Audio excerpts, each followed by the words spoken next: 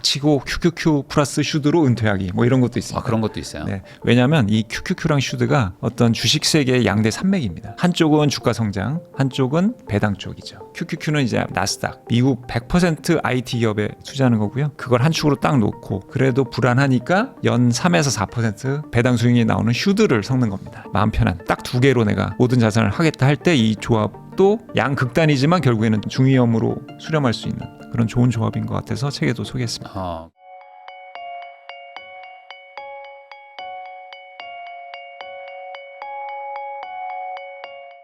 문희로 기자님하고 이야기 나누고 있습니다. 그 이제 S&P 500이 기본적으로 되게 좋은 어떤 그 구조고 이거를 장기 투자하면은 한 10% 이상 수익이 복리로 불어나기 때문에 일반인들은 유의미한 노후 대비가 가능하다. 여기까지 이제 대부분 이해가 되시는데 그럼에도 불구하고 조금 더 내가 조합을 잘 짜면 그 정도 안정성을 갖추면서도 수익률 높일 수 있지 않을까? 뭐 이런 생각들이 들 거란 말이에요. 가장 많이 하시는 게 어쨌든 나스닥이 좀 수익률이 좋으니까 뭐 소위 말하는 이제 QQQ를 이제 좀 많이 태우고 또 안정성도 챙겨야 되니까 슈드도 같이 사서 뭐 이런 조합 하시는 분들도 있더라고요. 배당도 좀 받고 좀 고수익을 좀 노리기도 하고 뭐 이런 거랑 S&P 500이랑 뭐 비교를 한번 해주시면 좋을 것 같거든요. 그 여러 가지 투자 전략들이 결국에는 S&P 500으로 수렴하긴 하지만 네. 마음 편하고 즐거운 투자를 위해서 네. QQQ랑 슈드를 해보면 좋겠죠. 제 책에 재미있는 표현을 했는데 닥치고 QQQ 플러스 슈드로 은퇴하기 뭐 이런 것도 있습니다. 아, 그런 것도 있어요. 네, 왜냐하면 이 QQQ랑 슈드가 어떤 주식 세계의 양대 산맥입니다. 한쪽은 주가 성장, 한쪽은 배당 쪽이죠. 그래서 QQQ는 이제 말씀하신 대로 이제 나스닥, 미국 100% IT 기업에 투자하는 거고요. AI 시대이기 때문에 사실 IT는 사실 다 필요하잖아요. 심지어 삼성전자의 그 악성 재고였던 D램 반도체도 지금 없어서 못 파는 시대입니다. 그러니까 기본적으로 IT에 있는 쪽 회사들은 지금 재고가 있고 별로 안 좋아도 상황이 급변할 수 있다는 희망이 있는 거고 그런 기업들이 실적이 올라가면 주가도 당연히 오르잖아요. 그래서 특히 미국 IT 기업이 100% 되어 있는 QQQ만큼 주가 성장 측면에서 좀 안정적이면서 기대 수익이 높은 자산은 또 없겠죠. 네. 그러니까 그걸 한 축으로 딱 놓고 그래도 불안하니까 연 3에서 4% 배당 수익이 나오는 슈드를 섞는 겁니다. 슈드는 잘 아시겠지만 이제 10년 이상 배당 이력이 있는 기업들로 구성되어 있습니다. 조금 배당의 역사가 길기 때문에 여기에 구글이 배당을 주기 시작해도 여기에 못 들어옵니다. 네.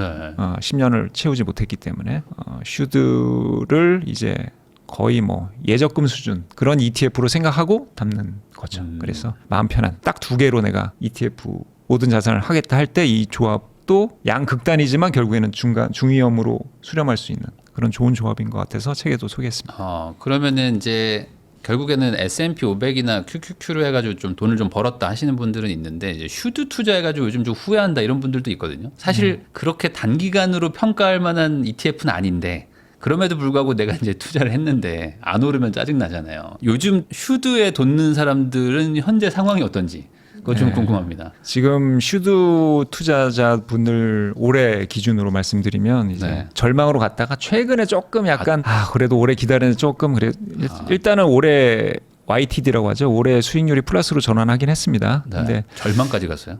그렇죠. 왜냐하면 어떻게 보면 커워드 콜보다 더 심한 게 주가가 마이너스고 연기준 배당률이 3, 4%밖에 안 되니까 이건 뭐 예적금보다도 못한 상황이잖아요. 근데 원래 슈드가 유명해진 거는 주가가 많이 올라서입니다.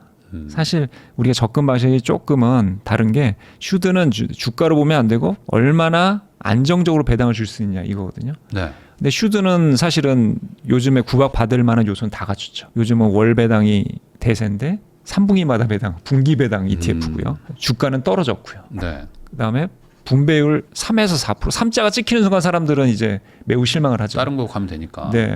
지금 8%짜리가 나오는 커버드 콜 기본으로 8에서 10%가 나오고 뭐 JPQ 같은 경우는 10%가 넘었으니까요. 그러니까 이제 뭐 구박받을 요소는 있는데 결국 돌아옵니다.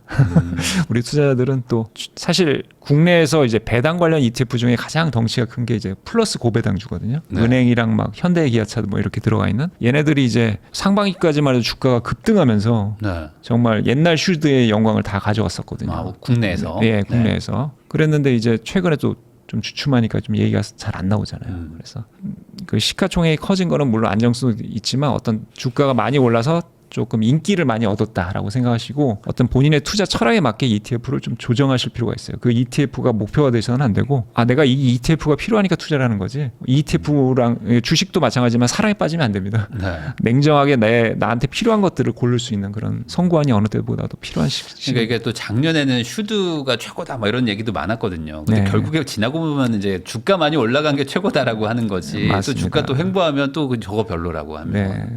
그렇게 너무 일희일비하면 안 된다. 어떻게 보면 부동산이랑도 비슷하네요. 그것도 집값이 맞죠. 네.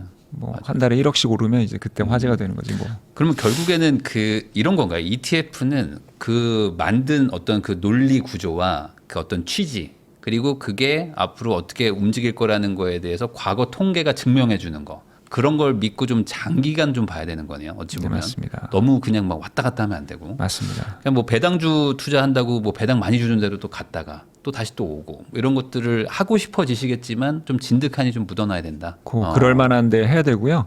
지금 S&P 500 추정하는 스파이 같은 경우 1993년에 출시됐습니다. 네. 우리나라 ETF들 보시면 뭐 오래된 거라고 하도 그 정도 긴 게 별로 없거든요. 그러니까 네. 우리나라 ETF들은 일단 검증을 거쳐야 되는 거고요. 그나마 그래서 미국 상장 그 지수를 추종하는 네. 그런 국내 상장 ETF들을 이제 절세 계좌로 넣을 수가 있는 거죠. 그러면은 아까 그런 얘기도 해주셨잖아요. 더 좋은 ETF가 나오면은 뭐 안 좋아질 수 있다. 그러면 이 슈드는 어쨌든 한국 사람들이 많이 사는데 슈드는 여전히 그러면 좋은 ETF인 건가요? 다른 것들보다 여전한 어떤 경쟁력이 있는 건가요? 조금 저도 사실은 의문이 들고 있기는 합니다. 주가가 이렇게까지 부진할 줄 몰랐는데요. 네. 어쨌든 그게 머니무브의 어떤 기본 속성이니까 수익률이 높은 대로 흐르는 10년 이상의 배당을 지급한 기업들이 너무 좀 점잖고 너무 점잖아서. 굴뚝 기업들이 많아서 어쨌든 슈드를 다우존스가 들어간다고 해서 다우 지수랑 헷갈리신 분들이 있는데 이 다우존스는 30개의 블루칩 기업이라 오히려 조금 더 위험할 수도 있습니다. 슈드는 100곳이에요. 100곳에 분산 투자하기 때문에 네. 그것도 재무가 탄탄하고 배당을 10년 이상 줬으면 정말 망할 가능성은 거의 그렇죠. 없는 망하지는 기업들이거든요. 않는 그래서 기업들. 다만 이제 그 분배 주기가 3개월이다 보니까 네. 투자자들의 좀 니즈를 못 맞추고 있는 거죠. 이게 약간 그런 거 아닌가요? 예전에 워렌 버핏도 그 막 IT 버블 뭐 이런 거 될 때 보면 이제 저 퇴물이다. 막 저 맨날 막 굴뚝 기업만 투자하고 하니까 그런데 결국에 시간 지나서 버블 꺼지면 다시 한번 결국에 워렌 버핏이 승리한다 이런 것처럼 슈드도 약간 그런 개념일까요? 지금 같은 어떤 막 달려가고 IT 막 투자하고 이런 때는 약간 좀 빛을 못 볼 수밖에 없는 그렇지만 좀 상황 안 좋아지면은 다시 또 떠오르는 뭐 이런 걸까요? 그래서 시뮬레이션에 QQQ랑 넣은 거거든요. 가장 네. 주가 상승의 극단. 이거는 배당인데 너무 안정적인 거. 이렇게 하다 보면 한때 뭐 중위험 중수익을 추구했던 ELS랑 비슷한 그런 느낌으로 보여지더라고요. 그래서 네. 그렇게 한 거고요. 그래도 ELS는 이제 원금이 녹아내려서 이제 큰 한번 사태가 일어났지만 네. 이런 조합은 사실 ETF라는 건 사실 투자 자금이 다 빠져나갔을 때 없어지는 건데 네. 그럴 가능성은 거의 없으니까. 기본적으로 그러니까, 이제 이것도 증명이 돼 있는 네. ETF이기 때문에 네. 이런 거에다가 사실 고액을 넣으려면 네. 이런 좀 안정적인 ETF에 넣어라 네. 이런 얘기 해주신 것 같습니다. 결국에 이 ETF 투자라는 게 마음 편한 투자를 하려고 하는 거잖아요. 근데 그 마음 편한 투자라는 거는 막 시장이 변동성이 크고 막 하락하고 뭐 이럴 때는 내가 하길 잘했다 하지만 어떤 개별 종목들 뭐 올해 제일 돈 많이 번 분은 그냥 하이닉스 연초에 사서 묻어둔 분이 제일 많이 돈을 벌었을 거 아닙니까? 뭐 거의 그런 수준이잖아요. 그런 것처럼 잘 되는 것들 보면은 너무 힘들 수 있잖아요. 이렇게 지수로 분산 투자한다는 것들을 생각하면 이런 마음이 들 때 어떤 마음가짐으로 좀 이거를 좀 이겨내야 될지 그걸 뭐 설명해 주시면 좋을 것 같습니다. 저는 이제 해외에서는 워런 버핏의 마음을 좀 이렇게 많이 생각해 보고요. 근데 국내에서는 이제 전원주 씨 절대 안 보신다고. 이게 사실 자산을 모아가는 데 있어서 매도는 사실 거의 하면 안 되는 거거든요. 이제 물론 중요한 일이나 뭐 큰 목돈이 들어가거나 뭐 갑자기 병에 걸려서 병원비를 내야 될 경우는 어쩔 수 없는 거지만 일단은 이 투자 자체를 내가 뭔가를 모아간다. 네.